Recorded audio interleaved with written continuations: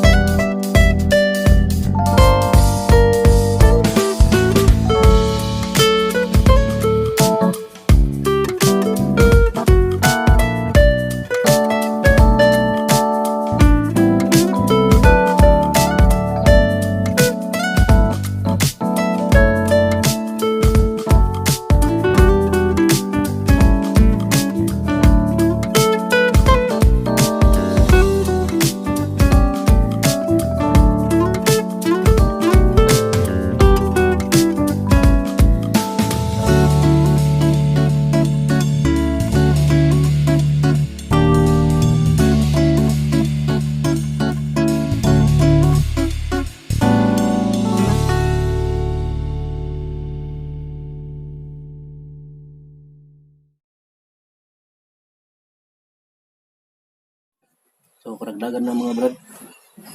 So sa pala, bawat kilo ng bigas is 1/2 kilo pala na mga brad. 1/2 kilo na asukal. So yan na mga brad. Salamat sa panonood ng ating video.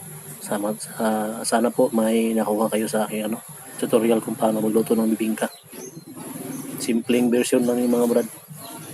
Walang ganong gasto. So yan lang mga brad.